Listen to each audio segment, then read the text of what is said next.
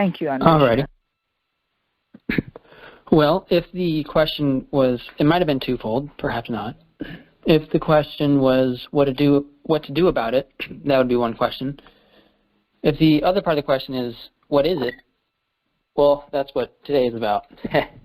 But I could tell you quickly what is to be done about it, what to do about it.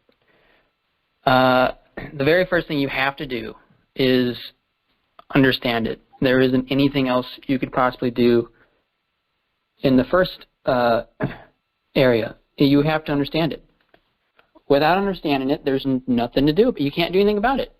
So I hope that answers the question in terms of what to do about it. We have to understand it first. And then we can kind of talk about what to do about it specifically, because there are things that you can do about this, all this woke trash. But again, this is the third series, and it's about mastering the linguistic territory, because it has been seized from us. It has been taken away. It has been violated and butchered.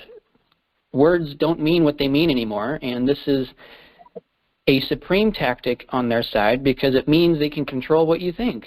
If you control words, you control thought, because words are simultaneous thought. You cannot speak without thinking. And so that's what they've done. And this is a lecture on a few more other terms which have been hijacked. One of these terms is called sustainability. And we're going to get into that shortly here, but it doesn't mean what you think it does. It is like the complete opposite of what you could ever possibly think it means. We're going to find out that what it means literally is neo-communism, and that there is no other possible way to approach it. It is neo-communism. It's a fun little watchword. It's a fun little pretty word. It's neo-communism. End of story. And that's what we're going to be talking about today. And there are methods of achieving this, and they call that ESG and SDGs. We talked about DEI a few lectures back, and what DEI, it's a deceptive suite, you could say, of words. It is a toxic triad. The words don't mean what they mean, and if you master what these words mean, you know how to fight back. We've discussed about, and this is, you could say this is the first part of the lecture here, DEI. We discussed about what diversity is. Diversity doesn't mean bringing in everybody from different backgrounds and different colors and different ideas and different belief systems. Diversity, according to the critical social justice ideology, according to their scholarship, according to their experts, if you're diverse, it means that you are expressing the voice of your marginalized neo-Marxist status. So if you are white, you're not diverse by default, right? Because white people have never been oppressed, right? But if you're black and you're also Muslim, but you're also a woman and you're disabled and you're also fat, if you're diverse, what that means is you're expressing the voice of those neo-Marxist categories. And you are not diverse if you're not doing that. So diversity looks like, when you go to a college campus, what diversity looks like is, oh wow, look at, we have all these people here. We have black people here. We have Indian people here. We have Asian people here, and oh look at, we have disabled people here as well, and we have women here. They're not diverse if they're not all holding the same neo-Marxist critical worldview. And if you're not expressing the voice of your marginalized victim neo-Marxist status, you are not diverse. It's the end of the story in that regard. So to sum up quickly what diversity means in just a sentence, it is desiring superficial characteristics, but holding an identical worldview. That's it. If you understand that, you have mastered that word which has been hijacked and butchered. It is prioritizing, or at least desiring, superficial characteristics, but holding an identical worldview. That's it. So diversity on a campus looks like it's diversity, doesn't it? Right? I mean, they talk about diversity and stuff, and you go to a diversity event, for example, and you see a diversity. What you see looks like diversity. Nope, everybody there has the same exact identical neo-Marxist worldview. And if you don't have that worldview, your voice is not authentic, and it is not diverse. Now we move on to another word, equity. Or actually, we'll go with inclusion. Equity kind of is the result of all this. So inclusion is producing a social space in which it is not possible to be offended. That's, again, this, we can go to the scholarship, we can go to the critical social justice ideology. This is not my opinion. Inclusion means producing a social space. I'm sorry, what was that? Hello? Did you say something, Tanya? I don't know. I heard a lot of static, but I don't know. I assume that you're being heard, because you're very clear over here. Okay. Well, the second word is inclusion, and you can go to the scholarly literature. It is producing a social space in which you can't be offended, or in which your marginalized status can't be questioned. So what does that look like? That looks like if you go to a university campus, for example, and you're preaching inclusion. They talk about inclusion all the time. What you're doing is you're producing a social space in which the marginalized status can't be offended. Whatever neo-Marxist marginalized status that is, it doesn't matter. So what does that look like? Well, that's speech suppression. End of story. That's speech codes. End of story. Because in order to speak, you have to be offensive. It's not possible to do otherwise. Sure, you might be able to speak to someone and not offend them. Maybe you'll be able to speak to 4 people and 5 people, maybe 10 people, and you won't offend anybody. Okay, try speaking to 20 people, 50 people, 75, 100, 1,000. It doesn't matter who you are, and it doesn't matter what you could possibly ever say. You're going to offend people. So to speak is to be offensive, and there is no possible way around that. Well, if you're offended, you're not included, are you? So inclusion means speech suppression. End of story. The last word, equity, and this is the triad, the DEI triad, you can call it.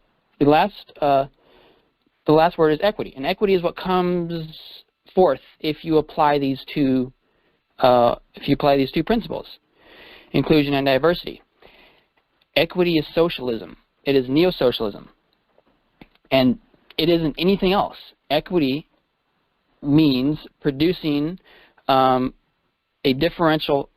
looking at a differential hierarchy and producing absolute parity along that distribution hierarchy.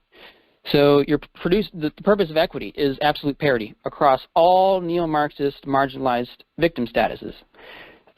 So anything that involves equity doesn't involve equality.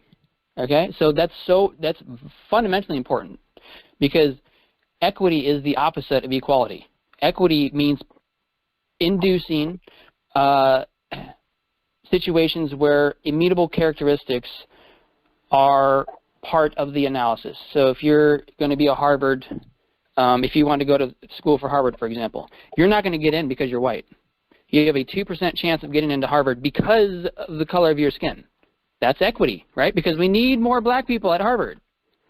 Okay, what that means, though, is that you are fundamentally denying a person admission because of the color of their skin. And that's equity. So equity is producing a distribution of the naturally occurring hierarchies that arise and inducing absolute parity on whatever marginalized status you have. We need just as many women in the engineering departments, despite the fact that women don't want to be engineers. I'm sorry, they don't want to be. We need just as much bricklayers who are women, right? This is equity. It's not equality. Equality means we don't care who you are. We don't care what your neo-Marxist victim marginalized status is, we're going to treat you equal, right? So different. It has nothing, equality has nothing to do with equity, and equity has nothing to do with equality. If you're an authentic liberal, you prioritize equality over equity every single time, okay? So that triad is a tool used to inject this ideology into the university campuses, because they sound, again, the words sound very pretty, and it's very hard to get around the words because they sound so pretty. But master the words, and that's all you must do. So that leads me to another, I guess you could call it toxic triad, you could say, and that is environmental social governance scores, or ESGs, right? Now, environmental and social governance scores are literally social credit scoring systems. So they're ways of measuring how much of the DEI you have in your company. And the higher your ESG is, right, the more privileges you'll have, right? The more funds you'll receive, right? The lower your ESG score is, the less funds you'll receive and the less privileges you'll have. ESG is a social credit scoring system. And people or companies like Disney have a very high ESG because they inject the DEI BS into everything that they possibly do. Of course, they're losing a lot of money because of that, but very large companies who are on board with this trash ideology, which there are very, very large companies who are unbelievably rich that support this trash. You're going to get their support if you have a high ESG score.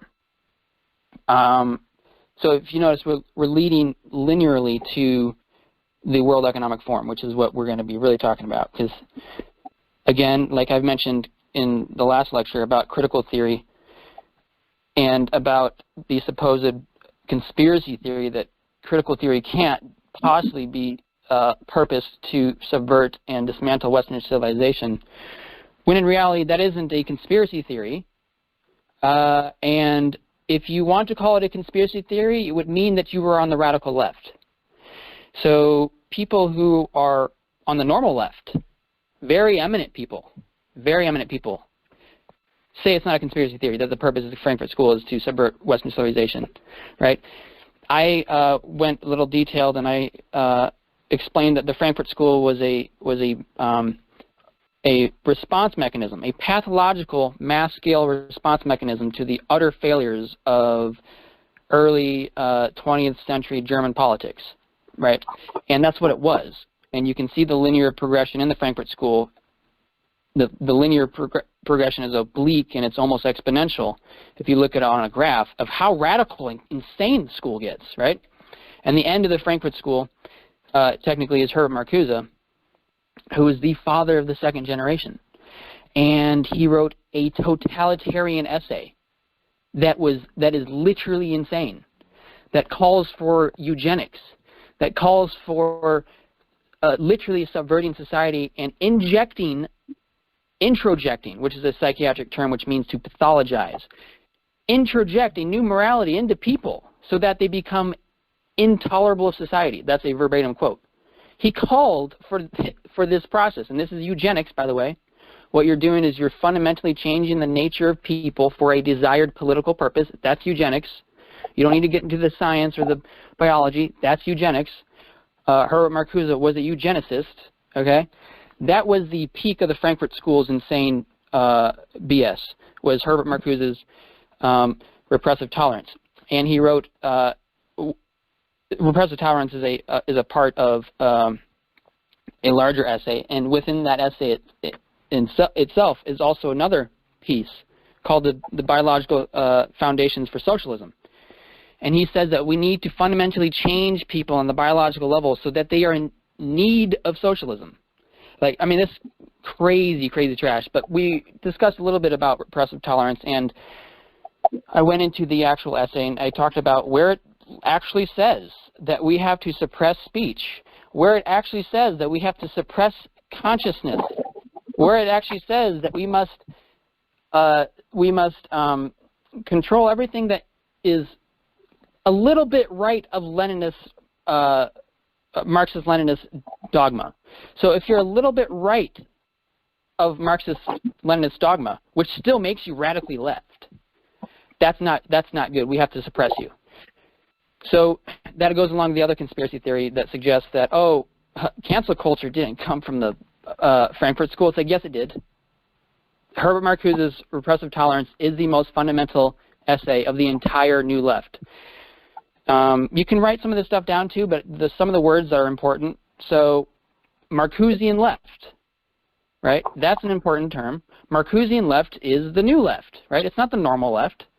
It's the left of the 60s, and it's the left that you see everywhere on the university campus. You have to remember Marcusean left. That's the technical term.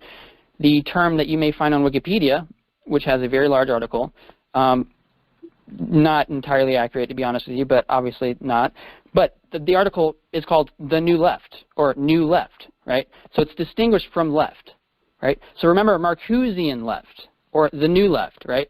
So Herbert Marcuse was the father of the New Left. He was the New Left guru, right?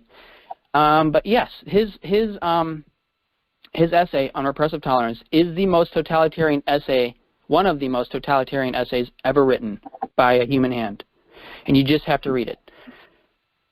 So that leads me to, basically the World Economic Forum and the term sustainability. Now, sustainability is another term that you have to master, and it's a Marxist watchword. You're going to hear it everywhere, and your radar has to be crimson red when you hear it. Sustainability means neo-communism, and we're going to discuss exactly why that is the case. I think it is first important, though, to talk about property, and property in the Marxist sense, property in the neo-Marxist sense, and property in the woke sense. It's funny because they all have the same exact view of property, right? That's never changed since Marx. You have to first understand that what property is an extension of a person's being. This is why in the United States property is regarded as sacred. When you have something like a bookshelf at your house, you're looking at all the books, right? And the bookshelf with all the books have a particular way where the books are stacked. You look at the books and they're stacked like this, not this, right? You have, maybe they're in alphabetical order. Maybe they're color-coded, right? However the books are set is an extension of your being, is an extension of your personality, right? You have these kind of books on this bookshelf and not the other kind of books. I think an easier example would be, I got a brand new table in my house, for example. And the table is in this place and not another place, right? It is in this place because you put it there. You put it there because that place, for some reason, reflects your personality, right? And then maybe you have, maybe the table, for example, has green tiles on it, right? That is an extension of your personality, right? How Marxists see property, now this is the liberal way of seeing property. Property is an extension of your personality. So if you violate property, you're violating the person. And this is how property should be seen. This is actually how Marx saw it too, but we're going to talk about in just a second what that means, what Marx thought he needed to do about it. Property, you have to understand, is an extension of a person's personality, of their essence. And that is why in the United States it is regarded as sacred. You violate property, you violate the person. Now, this is where I agree with Marx, by the way. There are some things about Marx that I actually do fundamentally agree with. Not very much, I'll tell you that, but there are some property is one of the things I agree with Marx. I don't agree what ought to be done about it, though. So Marx believed, and he gets this from Feuerbach, which is one of his contemporaries. Marx believed that, yes, property is an extension of a person's being, right? People's soul is in the property, right? Well, for Marx, the problem with that is the soul is estranged, right? He calls this alienation, right? The soul, the property, has your essence in it. That's true, yep. But the essence isn't in you. The essence is in the property. So this is why in the first chapter of Communist Manifesto, he says that we must abolish all of private property. Why? Because if we abolish private property, we bring the essence back into man. We bring what was alienated back into man. So Marx believed that people pour themselves into property, and this is true. And this is why I am very serious about property. This is why I'm very serious about people touching other people's property, why I'm very serious about people stealing other people's property. I don't care about companies, though. You can steal from them all you want. You don't steal personal property because you're violating the person, okay? So That's really funny. Marx said, yeah, Marx said that, now this is, I'm educating everybody actually on the idea of alienation, which is a Marxist term. It's a religious term. Alienation is the property of being divided against yourself. Your soul is being alienated and instantiated into property. Yep, that's true. Marx said that was a bad thing, right? Religion is self-alienating, right? We pour our highest thoughts and our purest feelings into the transcendental and into the religious. I believe that. Oh, so did Marx. Marx said we need to bring back those extremes into man so he can be complete and sublated, right, and absolute. So religion is another example. We must abolish religion. We must abolish property, okay? And I'll explain in a second why this is important in terms of the World Economic Forum. But if you can understand that alienation in the Marxist sense means that you're being divided against yourself by pouring your spirit, by pouring your soul, by pouring your essence into things that aren't you. The two things that had the highest effect for that was property and religion. We need to abolish religion and we need to abolish property. If you notice in history, the greatest art, the greatest architecture, the greatest music, the greatest science, right? All of that was in the name of religion. And what Feuerbach realized, and what Marx said, oh, this is great stuff, Feuerbach. I need this for my work. He said that we pour our highest feelings and our purest thoughts into the transcendental, into the metaphysical, into the religious. That's why you see all of these buildings that are like unbelievably beautiful. That's why you see all these paintings that are unbelievably beautiful. That's why you see all this music that is unbelievably beautiful. It is because we have poured all these energies into this transcendent and into the ethereal, right? Marx said we need to bring it back into man. And he says that if you do that, and if you're able to do that, you become absolute and you become God. So this is the idea of property. Property is an extension of your being. That's number one. You must understand that. It's an extension of your personality, right? You have the table in a certain place and not another because it is an extension of your personality. You have a certain kind of table because you chose that table. Maybe your personality reflected a favorite color or a grain of wood, or right? It's all right. But the problem is it needs to be brought back into you. If we abolish private property, Marx said, what that means is we can bring man back to himself. We can make him complete and sublated. And this is why it's a religion. It's a religion in a very bad sense.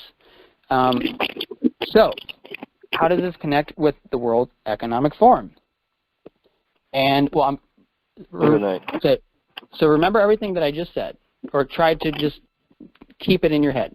I'm going to define really quick what the World Economic Forum is, and then I'll tell you why this idea of personal property, the Marxist idea of property that we need to abolish, is important and why it helps you understand what the World Economic Forum is. The World Economic Forum is a forum of global elitists, of very creepy global elitists.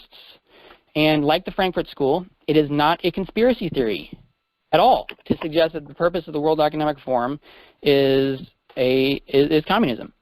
It's neo-communism because, again, this domain of analysis has been shifted away from the economic and class and into identity and culture. Neo-Marxism is the process. Communism is the end, right? You call it the end of history. Klaus Schwab is the father of the World Economic Forum. And he is a communist because he says he's a communist. He also has a bust of Lenin in his office. Why would you have a bust of Lenin in your office in the 21st century? I don't know. You might be a communist.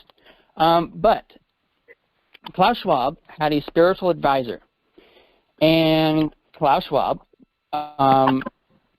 admitted on live television and in several interviews that his spiritual advisor was none other than Dom Helder Camara, who was a Maoist ex-Nazi fascist militant Stalinist. I mean, like you can't get any worse than this dude. He was one of the most radical communists of the day, and he was a priest in holy orders. And he founded liberation theology. What's liberation theology? Dalmhelder Camara and Gutierrez, technically, founded liberation theology. That's critical pedagogy.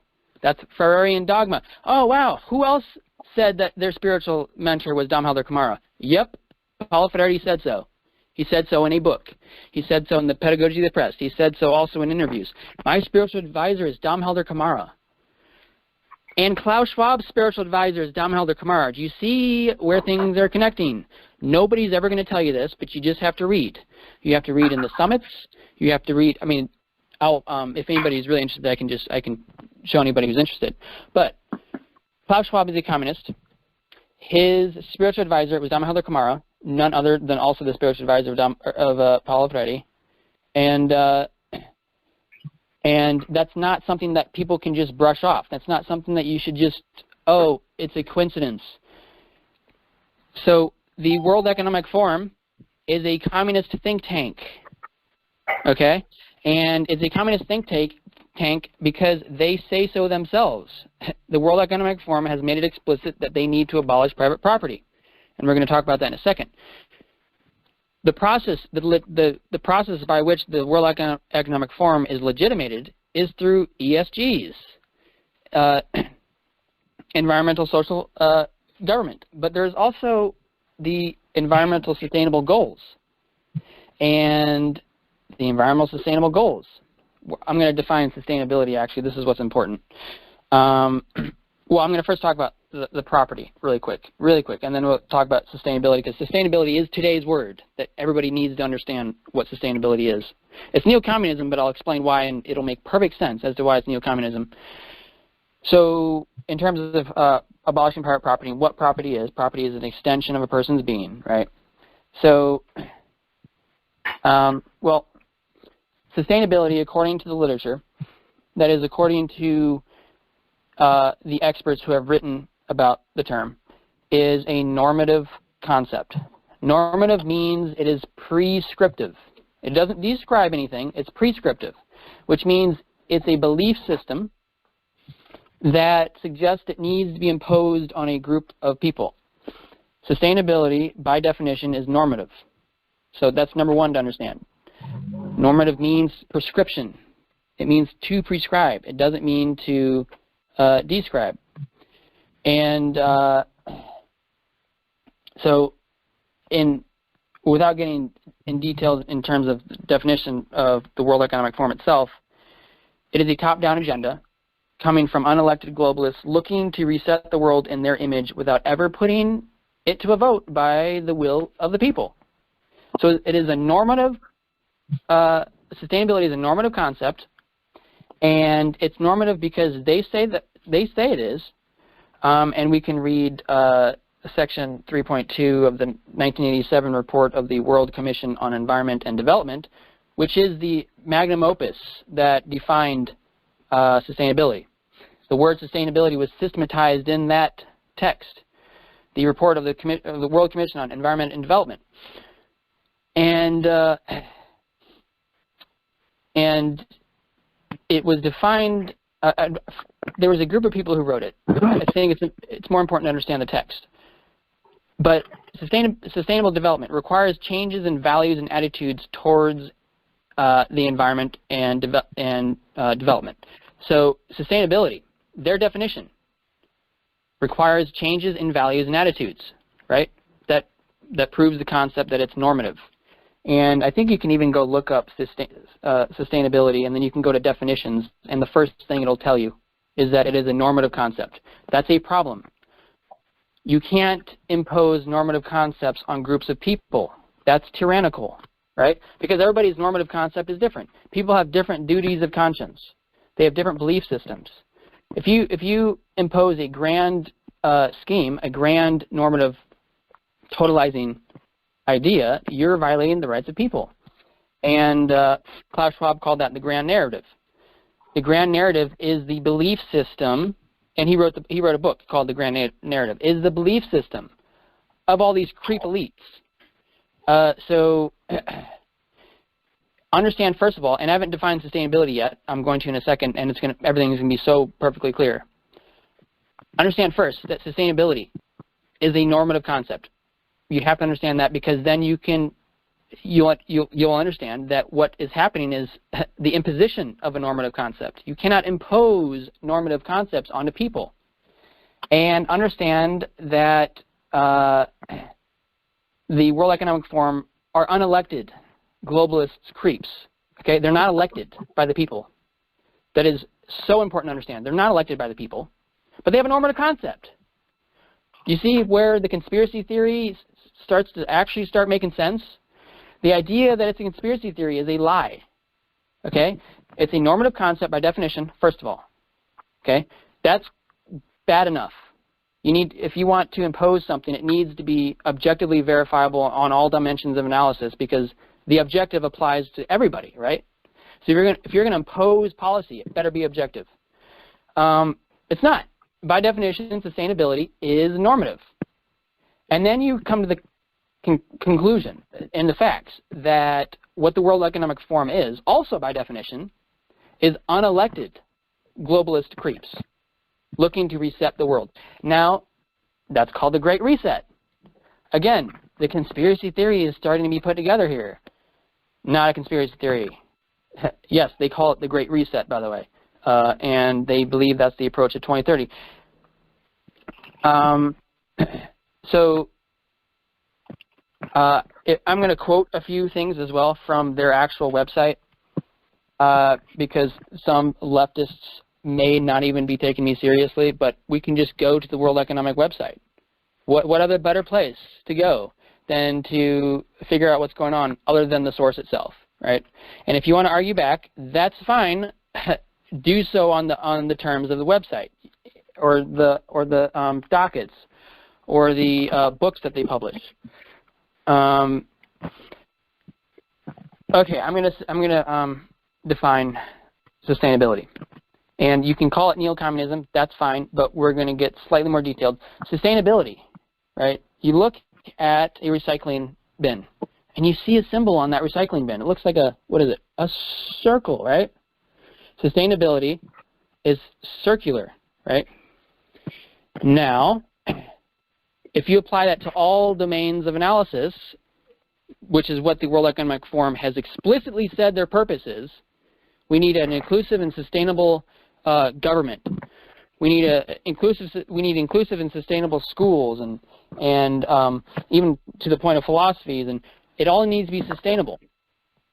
Sustainable means circular. Now, what happens when you have a sustainable economy?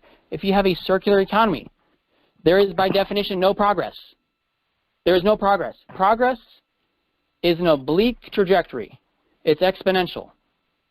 So you have circular, right, which is sustainability. Also, by definition, you can go to the recycling bin, and you'll see a little symbol. It's a circle with arrows. That's circular. The purpose of the World Economic Forum is to make that symbol the fundamental substrate of society.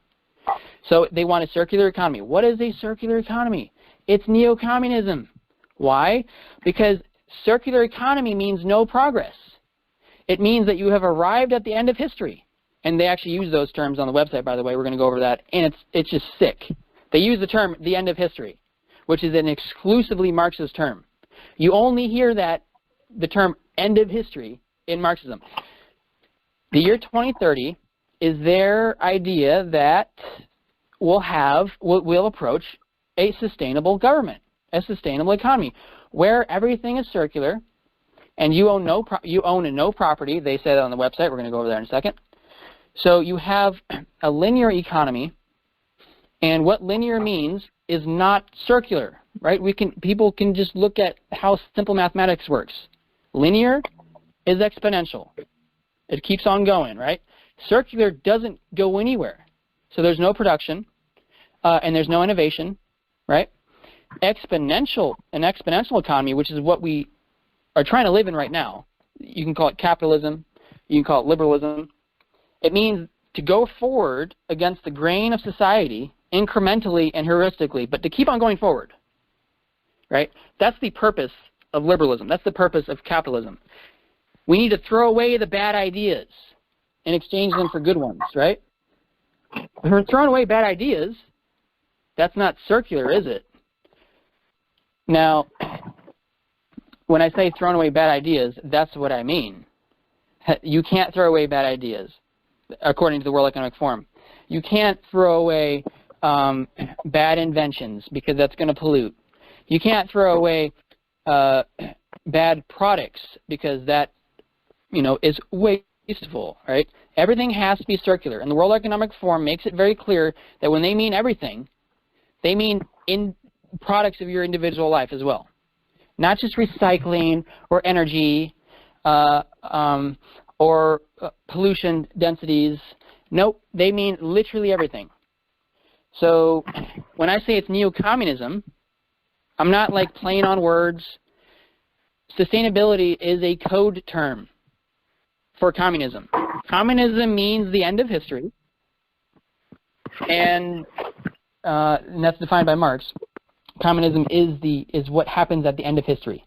It is the sustainable government. It is the sustainable life. It is the sustainable future. They believe that in 2030, they're able to achieve this sustainability. Sustainability means circular. It doesn't mean exponential. Please understand that. And circular, there are things about a circular process that are good in aspects of economics. So there's good things, like it's good to throw away trash in a manner that it would be able to be recycled. That's a good thing, right? That's circular, right? That's why they have the symbol on there. No, they want a circular economy, and they want it permanently circular. And that means no more progress. You're done. It's not exponential anymore. It's not linear. You're done. You have arrived at the end of history, and the purpose that they're trying to do, they call it the Great Reset, is to arrive at the end of history. And they use that term, end of history. And you want to tell me they're not communists? They're not creeps? It's like, yes, they are. Why do they need to go to Davos to meet in a ski resort? It's like, what are you cooking up? We are the people. We want to hear everything you're saying. And Dom Helder Kamara, by the way, also attended those meetings before he died, obviously. And no, they're communists. And if you look at the history of the World Economic Forum, it's communism. They need to hijack the linguistic territory and play around with words. And what they've done is they've redefined sustainability. Sustainability is communism. End of story. But we're going to go to the sources themselves. On the website of the World Economic Forum, it says, but to develop a deeper theorization of the power and politics of transformations, we also need to draw on wider literatures, including a return to some of the roots of social and political theory that focused on transformative processes in previous eras, from Marx to Lenin to Gramsci. Wow. They literally just said that the approach we should be taking is a Marxist, Leninist, Gramscian approach. That's the lens we should be viewing the economy. They literally say that. Okay, and the idea that they're not communist is an utter lie. The idea that it's a conspiracy theory that suggests that they need to reset the world without the democracies of the voices of people. It's like, that is a lie. That is what they're doing. Another fantastic quote, and there is a section on the World Economic Forum website called 8 Predictions for the World in 2030. Okay? And this was written in 2016. All products will have become services. That sounds like communism, doesn't it? All products will have become services? Okay, let's try it again. Let's do World Economic Forum 2016. You will own nothing and you will be happy. You will own nothing and you will be happy? Does that not sound like the transcendence of private property? Does that not sound like the abolition of private property? They say so yourself. Everything you considered a product has now become a service. That's the World Economic Forum, young global leader. Ida Akin, 2016. Whatever you want, you will rent. That's also in the 8 Predictions of the World and Economic Forum 2030, also written in 2016. They haven't taken this stuff down, by the way, which means it's still their fundamental philosophy. So the argument would be harder to make if they took down this stuff from their website, because then people could suggest, radical leftists could suggest that's not what they believe anymore. They took it down. It's like, nope, it is still there, and it's been there since 2016. Klaus Schwab says in The Great Reset, to achieve a better outcome, the world must act jointly and swiftly to revamp all aspects of our society and economies. In short, we need a great reset of capitalism. You need a great reset of capitalism. There's the whole Marxist idea that capitalism is the is evil. It is the Gnostic demiurge. It's the process by which, it is the substance by which we are socialized into false consciousness. It's the governing body that normalizes the status quo into the lives of people. We need to remove it. And Gramsci called that hegemony. And hegemony, translated for Gramsci, just means capitalism. So abolish capitalism is right there. Klaus Schwab says it himself. We need a great reset of capitalism. And,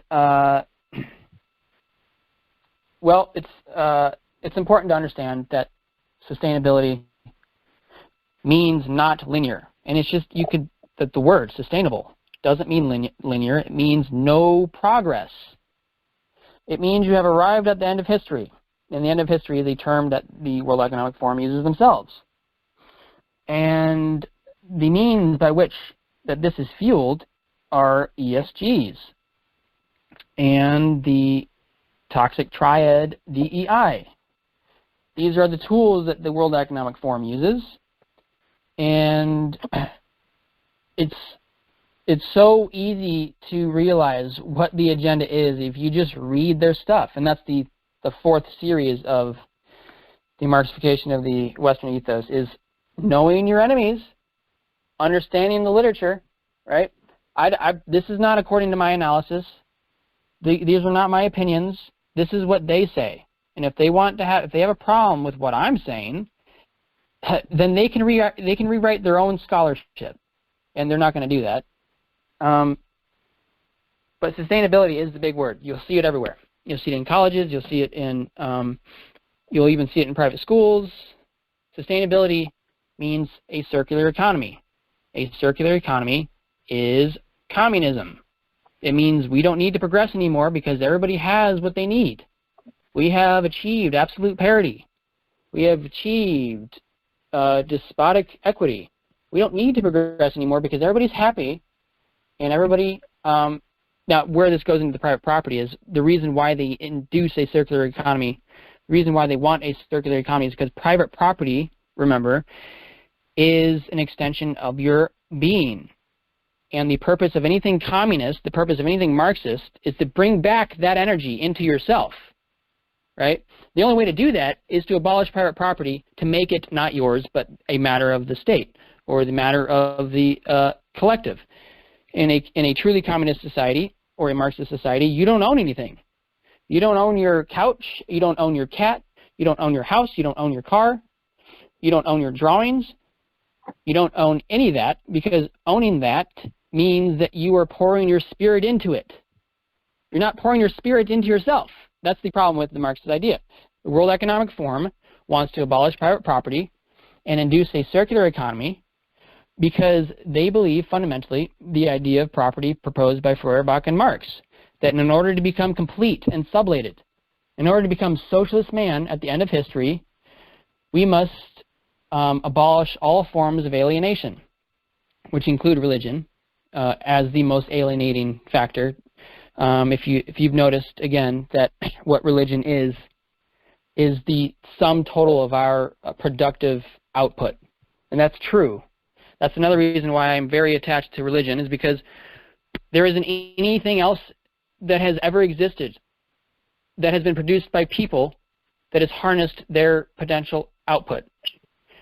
Religion is the reason why we have the greatest art and the greatest music and the greatest architecture. Religion is why we have science.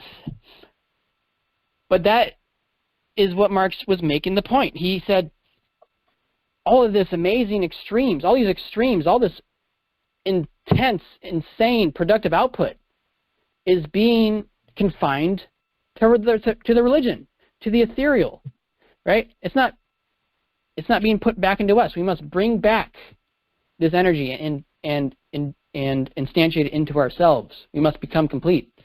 Klaus Schwab wants to do the same thing. If you abolish private property, Klaus Schwab believes that you can become complete. You can become complete at the end of history. I think it's important just really to understand that sustainability, by common parlance definition, means not linear. The other thing to understand is the World Economic Forum wants to impose their normative vision, right? And it's their normative vision because other people have different belief systems. They want to impose it on the collective, on the people. And were they elected to do that? No, they weren't.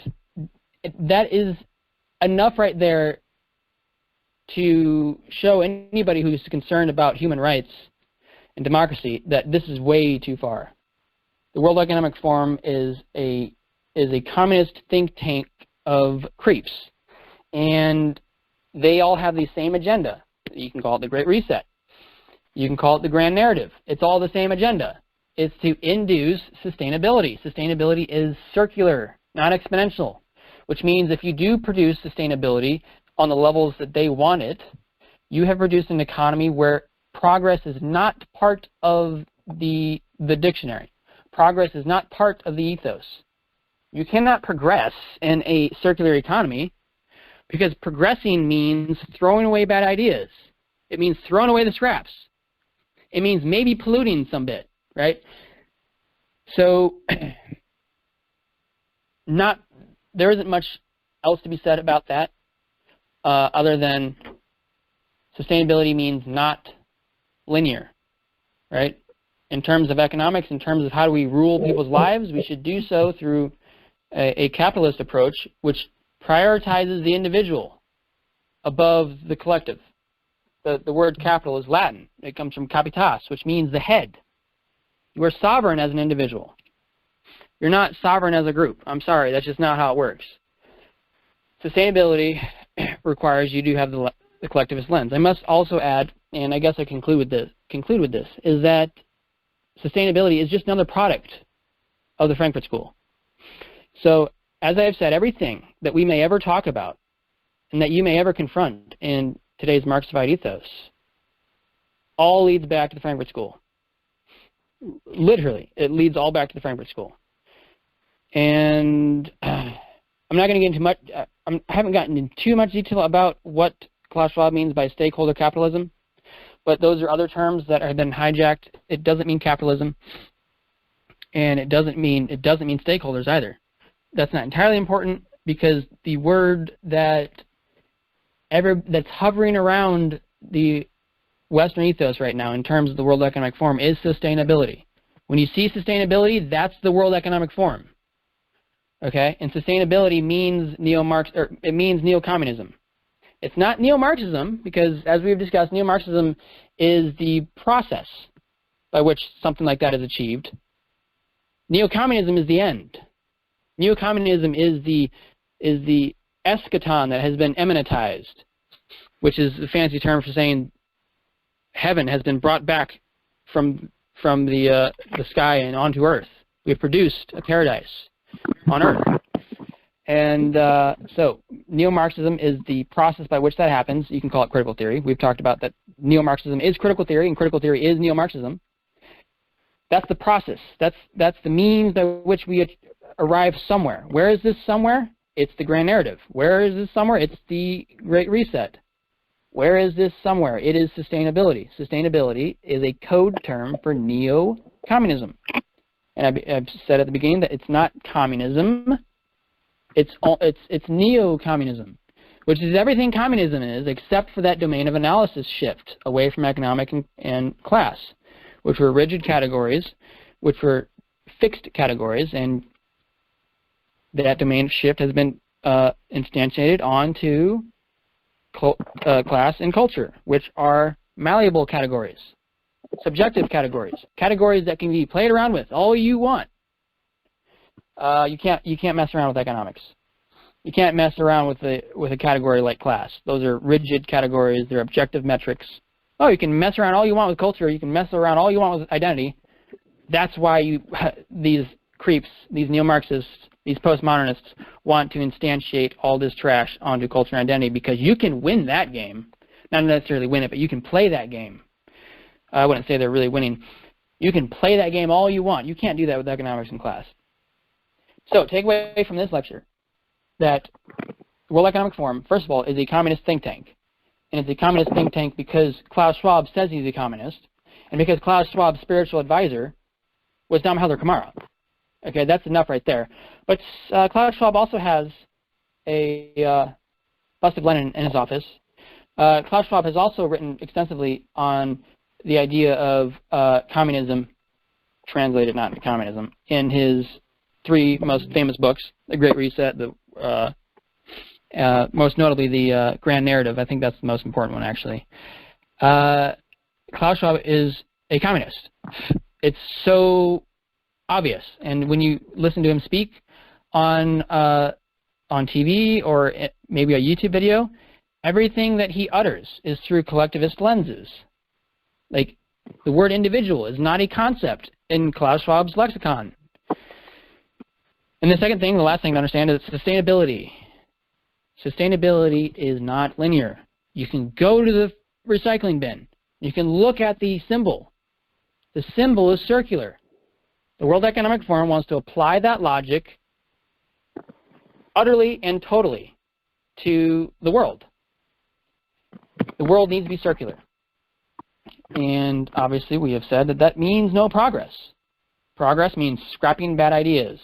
Progress means you might need to make a little pollution. Progress means we need to move forward.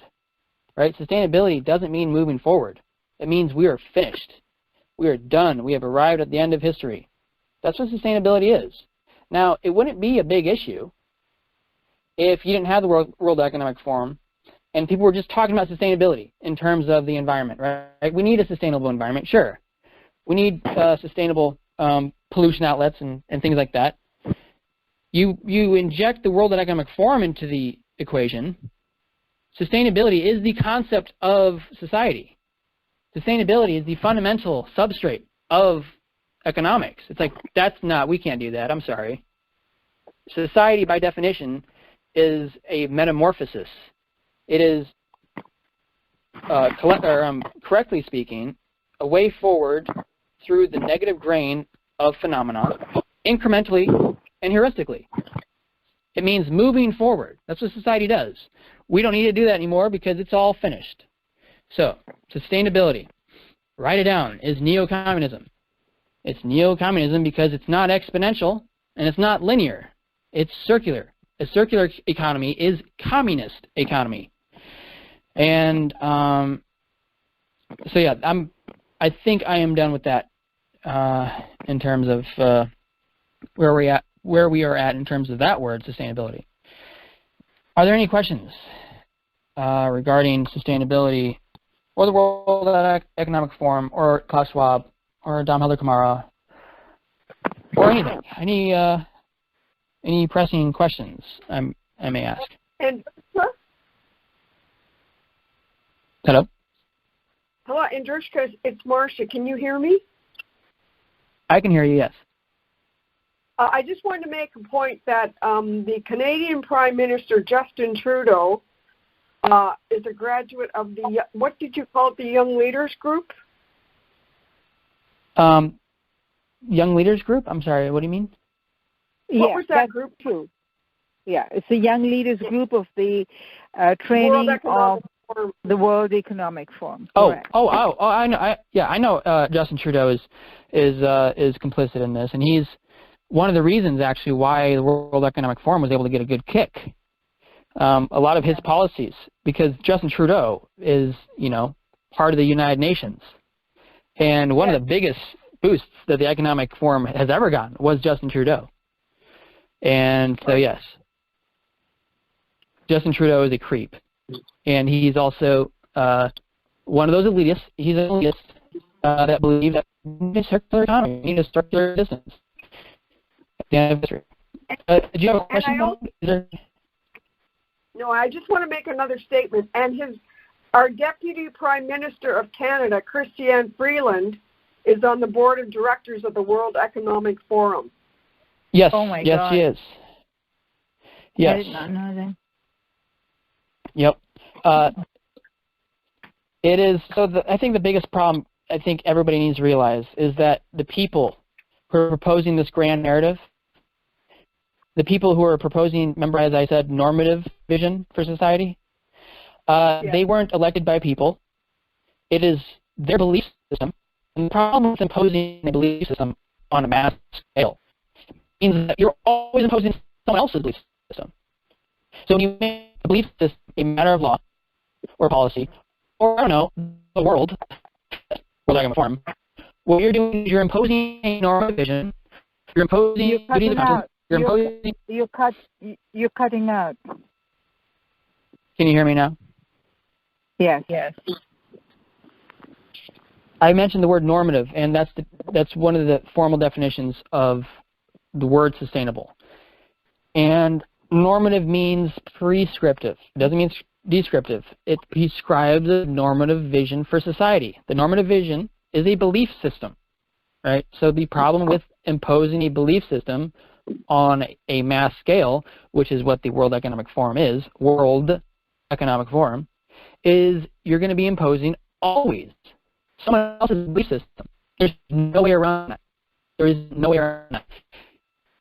The World Economic Forum are not elected. Nobody on the World Economic Forum. You're cutting out, Andrushka. Okay, one second. Let me try this here. How's that? Yeah, much better. At least for me on this end. Okay. Well, the World Economic Forum is wishes to impose, and you can look up the word sustainable. It, by definition, the word sustainable means normative. And when you impose a normative system onto the mass scale, which is the word world in World Economic Forum, you're imposing someone else's belief system. And it's always someone else's belief system, right? Because we have different beliefs, we have different duties of conscience, we have different worldviews. When you impose someone else's belief system, you're imposing someone else's belief system. And that's one of the fundamental problems and the anti-democratic and authoritarian nature of the World Economic Forum is they've made it clear that what they're imposing is their belief system, is their normative vision, is their grand narrative. It's their grand narrative. It isn't mine. It isn't yours. It's their grand narrative, which means it's always someone else's grand narrative. So when you make it a matter of policy, and you make it a matter of economics, or you make it a matter of the World Economic Forum, you're imposing on the mass scale someone else's belief system, always. You're imposing someone else's duties of conscience. You're imposing someone else's normative vision. It's like, how can people not see this? But yes, the World Economic Forum is a communist think tank that wishes to arrive at the end of history. The end of history is sustainability. That is the term they've used themselves, the end of history. Okay. Any more questions? Yeah. I asked at the beginning, and I haven't gotten my answer, so I'm going to give you a little background. I was not at the last city council meeting, but our city is voting Tuesday on a sustainability project. Mm-hmm. Some other people in here might be able to speak more to it, but at the last meeting, it was basically big corporations speaking for it and individuals speaking against it. And so what can we do to stop it in our city? Because, the next city, they want a 15-minute city here. And just as soon as they master it here, it's going to be everywhere else. This isn't just in California anymore. It's in Tennessee, where we never thought we'd see it. So. Well, the number one way would be to consult and go to the people with power. Now, people with power are the only people who are injecting this trash into the economy, into your schools, right? You would go to the people with power. You go to the people who have power and who are able to do something with their power, and you tell them how it is. You tell them that what's happening is neo-communism. You tell them that the World Economic Forum is a communist think tank. And you tell them that if you want to argue with me, then you can go talk to Klaus Schwab. You can go talk to the World Economic Forum. You can go talk to the summits. You can go talk to the proceedings. It's like you have to go to the sources of power. Would be the number one thing to do. I'd like to make a point on this, a question actually. Besides the people of power, can we go to the people who are distributing the taxes, because the 15-minute city is involving the people, and that's the tax base, and they'll probably be using tax money. So go again to the town hall meeting, have a town hall meeting, let everybody know what's going on. If Andrushka, if you would have something written up, we can put it in the local newspapers because people can read it if they would publish it. But otherwise, put it on the social media, and that is free. You know, printing and handing out leaflets is expensive, but putting it in the newspaper would be a press release. But a town hall is also a matter of putting it together, but not expensive because that's all free, because it's taxpayer money. But the taxpayer money and the people who pay the taxes cannot be ignored. Because absolutely, but they are the people of power. Oh, okay, great. So I thought you meant people of power is like the CEOs of corporations. Nope, I mean people who have a locus of constitutional power, which in terms of taxes are just people, but certain people. Yeah. So what you were mentioning was correct. The other thing is that can we have an injunction from court? Oh, absolutely, yes. That would mean filing an injunction in court, and I can help with that. I'm not an attorney, but I do a lot of my own legal work, and I can just let you know what the procedure is, and you can actually file it in court and as an injunction, and then they would have to consider that. They can't just dismiss it because it's in court. It's filed in court. Does that have to be filed before they vote to approve, or can it be filed after that? Because they're voting to approve on Tuesday. Well, you've got today, you've got Friday, and you've got Monday. You can file the injunction tomorrow. And this is the city is a WEF city, so it is coming down from World Economic Forum. Correct. Yeah. But the city didn't put those people in power, did they? Yeah, but the courts still are duty-bound to uphold the Constitution. Yes, anything against the Constitution is null and void. But we have to bring that in. And I can about tomorrow. We write it up, and then we file it in before 4 o'clock. Yeah. We can do it. You can do it. You have my number. Call me. I can't do it over here on an institute line, but I can personally help you with that. And if you happen to have an attorney, a friend or somebody as an attorney, if you don't, I'll do it for you. Well, honestly, the case would be so solid you wouldn't need an attorney. You would just need the paperwork. You would need the paperwork to be correctly filed. Correct. And then Andrushka is there also. Yeah. You can do it tomorrow. We would like you to do that for us. I'm chatting with other people as you're talking. And we do have an attorney that maybe could file it for us, but if you could, we could follow up with you. Yeah. You have my number. Yes. And then, so call me even after tonight. after this call tonight or tomorrow morning. It depends on, whatever your energy level is. But yes, we can do it by 4 o'clock. It's a very simple line. It's a one-page thing. But the issue is that it is filed in court. Well, you can go to the county clerk's office for that. Yeah. It may cost like $50 or something. I don't know what your rates are over there. Oh, we'll pay for it. Yeah. Yeah, it's not much money. It's not much money, but you file an injunction against it because the people have not been, they cannot make a decision about the people without the people knowing what's happening. That's absolutely fair.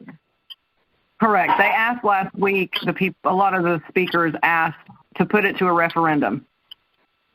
Yeah. Then they haven't done that. Okay, so they can't do that. And the other thing is find out if you have, I don't know which city you are in or anywhere in your county, if you have an Article 3 judge. And I don't know if you do because they are everybody's sworn to uphold the Constitution. That's their oath. But an Article 3 judge has a special category. And so it's very important if you have that. Otherwise, even just a regular court should be able to do. So, yes, we can talk about that. I have 3 questions. Yes. Of course I'll have questions, but my questions are written down, and I can hold my breath and hold my thought until other people are done. Okay. Are there anybody else with questions in terms of the word sustainable and the word that you need to master?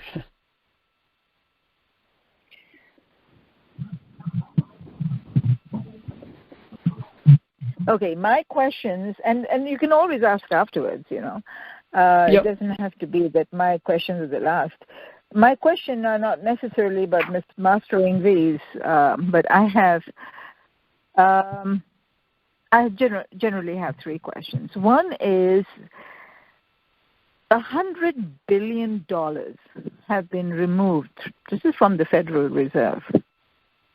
Have been removed from banks within this last, as the banks are failing now. So my question, and I don't know if anybody can answer it, I have not had anybody been able to give me any answer. Forget about a satisfactory answer, and maybe Andrishka can answer it. Where does the money go? You can't take $100 billion and put it in your mattress. So when it takes it out of a bank, it has to go into another bank or somewhere. Is it going overseas? Is it going into private insurance accounts? How can $100 billion disappear? So that's one question. And then the other question that I have is the United Nations is talking about in their agenda of this WEF and all of this kind of shenanigans that are going on, all this great reset and everything, that they are planning to be the one organization to collect the world's, not just America, the world's taxes, all going into, talk about the mega greed of a few people. So all the taxes are going to go into the United Nations, that is known for its huge inefficiency, and then it's going to be disseminated. Have you heard anything about this? Absolutely. And actually, most of this is theory. Not theory in the critical sense. Theory isn't presumptuous. Oh, because hypothesis. It's not happened. It has not happened. No, there's no outline for that. No, but there are theories and stuff. Okay, all right. So that is something that you just got to watch. The third question that I have is bringing something to everybody's attention. Is DSM. If you don't know what DSM is, that is the code that is used by doctors when they declare people mentally insane or some kind of mental problem. And Trudeau has already made movements in saying that people who deny vaccinations or some kind of stuff are mentally insane, and they can actually exterminate them, or they can, put them and apprehend them and put them in. There's been a lot of noise about that. Originally, many years ago, like 20, 25 years ago, maybe longer, the first DSM was a thin little book, okay? And then there were more mental issues put in. It became DSM-2, DSM-3, and now we are at DSM-5. But the difference between any of the others and DSM-5 is that the public is not allowed to read DSM-5. They're not given that, yet the judges all have them, and the pharmaceutical companies have them, people in the medical field, but not the public. But it's a very thick book, almost 4 inches thick, maybe 3 inches, all right? But the things that have been included now are things that are normal in human beings. For your mother dies and you're grieving. That's not mental insanity. That's grief. That's not mental insanity. But it is included in the DSM code, because then the code is how the money goes to the insurance. The billing goes to the insurance through it's diagnostic something medical. I don't know the exact words for the acronym. It is an acronym. And it's used for other things in medical also, like when you go to a physician and it's an office visit, then that'll have a special code, and that goes to the insurance. It's a very advanced network system. So now this is the number 5, but with that in mind, there are 2 things that I feel are very significant. Number 1, all the judges across the country need to know, if they don't know already, what these DEI and all of these terms actually mean, so that normal people are not put into categories of DSM-5, which is a secret. It is a secret. That really bothers me. In a country where everything is transparent, how come that your categories are not being revealed to the public? And there's a reason for that. It's because they're exploiting the public. But my concern is what happens in Canada isn't that far away from what happens in America, although it's a totally different system. But my concern is that's something that we have to stem at the beginning, and it doesn't get out of hand. Sure. And that's why I wanted to there's some things I could say about that. Yes, please. So the DSM-5, the process by which the DSM-4 became the DSM-5 was secret. The DSM-5, though, is not secret, nor is the DSM-4, nor is the first person to complain about this, rightfully so, was Robert Spitzer, and he was the head of the DSM-3 task force, I think, but he found out that the process by which the 5th one came into being was completely secret, and that obviously that's unacceptable. You mentioned, though, that the DSM-5 is not a public document. That's actually true as well, but it's not public because it's a $2,000 book, right? And there's, people are not going to pay $2,000 for a book. I think even the e-book is in the hundreds of dollars, which I think is a problem because I think that should be public. But there's no really answer right now as to why the process of the 5th one coming into being was secret. And there's a solution to that, and that is just to go to the DSM-4 or the DSM-3 or 4, which aren't secrets, and the process by which those became books were not secrets. That's one way you can just solve all this, is just, if you're a physician or if you're a public member, scrap 5 because of the... I'm not sure that I agree with you on that, because they have law libraries. In every court, there's a law library which is open to the public, and the public can go in. The DSM-5 $2,000 book should be open and right there, so that you and I, well, it's not legal have text. some concern, should be able to go. Why is it not? It is strictly written in APA format, which means it isn't written according to the Blue Book and it's not written according to the Chicago format. It is exclusively a medical text, and that's why they're able to say we don't want this in the legal library, because it is exclusively not a legal text. It is. Then why is it being considered and been given to the judges and all that? The thing is, it's a reference manual. That's what it is. And right, but then I don't. And maybe this is something not supposed to be on a forum like this, because then to me anything. The term glossa, and I keep talking about that. Glossa is a term that is illegal in America, in American courts. That's when you're twisting words, because you can go to court and you say, listen, I don't understand what these people are saying. It's glossa. Please give it to me in straight American, simple American, so I can understand it. That's your right, and the judge has to listen to that, and the courts have to give you that. I know this personally, okay? So they cannot take things that is affecting the people and keep it closed. But they are increasingly doing that. Like with PACER, a lot of those court cases, you cannot access it as a public. You have to pay an amount, and you have to be part of the legal team to be able to access PACER, and they're trying to push all the cases into that exclusive level. Once you don't know the cases, because law is precedent, you're not going to know how to defend yourself. So then you are totally dependent on either a lawyer, or you can't help yourself. You can't do the pro se or it's a very, very serious thing.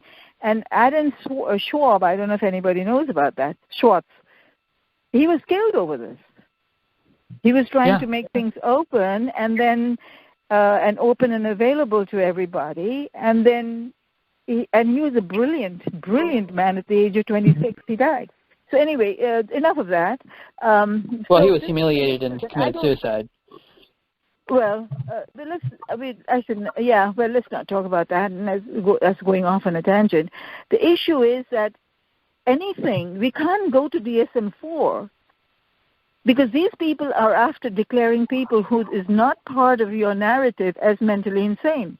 Okay, then you're finished. Once you're declared in our court system in America, if you're declared mentally insane, you're done, because you can't get that undone. That declaration cannot be taken away easily. And I've known people who are perfectly sane, and they were their husbands and wives and all that, during divorces brought that thing, and they didn't realize what was happening. So they cannot.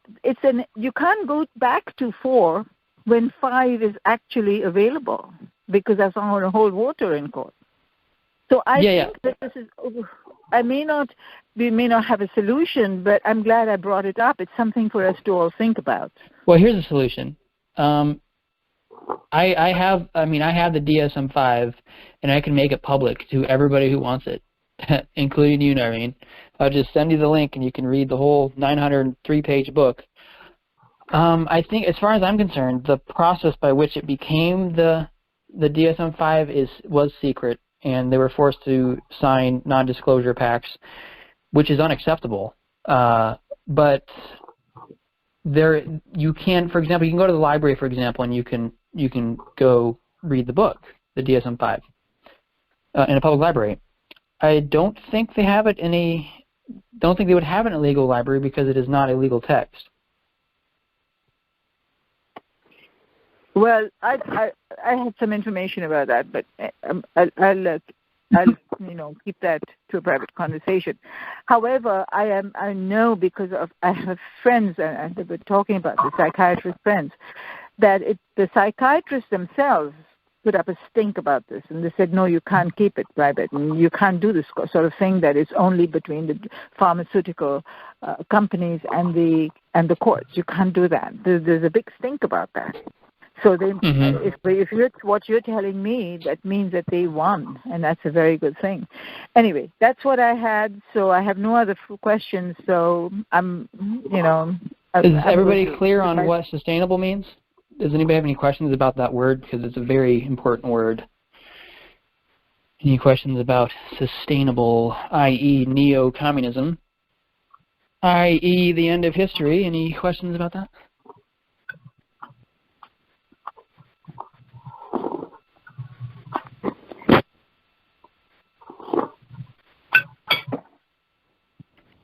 Well, alrighty. If there are no questions, Narveen.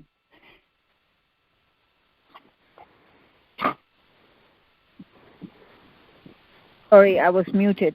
Right. If there are no further questions, we end the session. And are we going to continue next week again with the? Yes, we are. There's a few more words that we're going to go over, Okay. and then we're going to master the literature, which is the last step. Right. So then you will be sending me the topic for next week, and then we will circulate that. And in the meantime, I have some news. Andrishka put together a development of our YouTube. So we had a YouTube channel, but we weren't doing very much with it, frankly. It's because I didn't know how to do it. And he's very good. He's a genius with computers and all that. So he put it together, and he's uploaded his lectures. And the YouTube is, the link of that is the name of the Institute for Cultural and Healing Tradition. So it is a long name, but you can find it, and then you can see his lectures. And please like and share and subscribe. That's a wonderful way of getting around, getting the information out to the people. So far, we only have 5 subscribed. And so I request everybody to, pass that around. Okay, that's all I have. All righty. Okay, then goodbye, everyone. All righty. Good night. Good night. Thank you. Yes, indeedy.